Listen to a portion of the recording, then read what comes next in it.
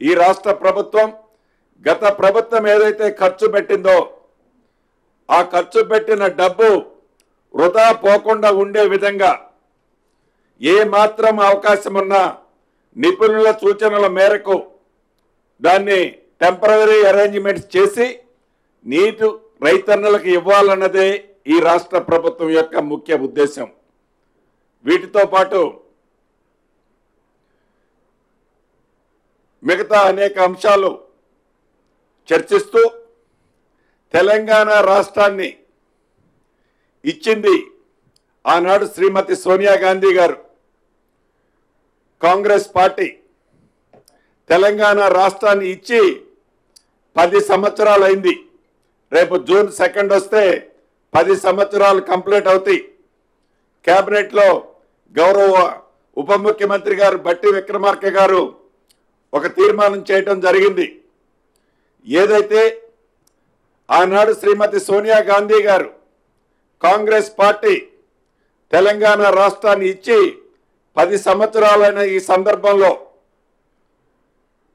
తెలంగాణ రాష్ట్రంలో కొత్తగా వచ్చిన ఈ తెలంగాణ రాష్ట్రానికి మొట్టమొదటిసారిగా కాంగ్రెస్ ప్రభుత్వం రాష్ట్రంలో అధికారంలో వచ్చిన ఆనాడు తెలంగాణ ప్రజల ఆశయాలను 6 దశాబ్దాల తర్వాత ఇచ్చిన ఆ సోనియమ్మని ఒక మంచి కార్యక్రమం ఇక్కడ ఏర్పాటు చేసి రాష్ట్ర అవతరణ దినోత్సవాల సందర్భంగా ఒక అద్భుతమైన కార్యక్రమాన్ని ఏర్పాటు చేసి శ్రీమతి సోనియా గాంధీ గారితో పాటు రాష్ట్రంలో అనేక మంది ఆనాడు రాష్ట్ర సాధన కోసం రాష్ట్రాన్ని తెచ్చిన దాంట్లో చాలా మంది పెద్దలున్నారు.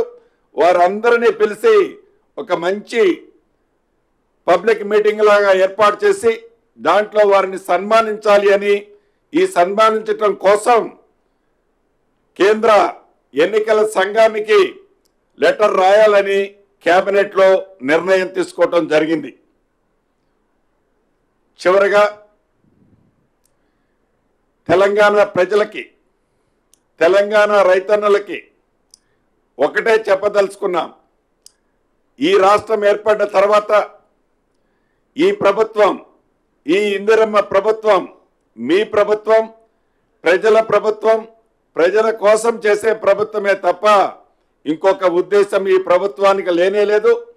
ప్రధాన ప్రతిపక్షం ఏదైతే రైతుల పట్ల ఇతరత్ర ఏదైతే ముసల కన్నీరు కారుస్తుందో అది 100కి 100% నోరు తెరిస్తే అబద్ధాలు తప్ప నిజము ఏమీ లేదని ఈ వేదిక ద్వారా తెలుపుతూ సెలవు తీసుకుంటున్నాను.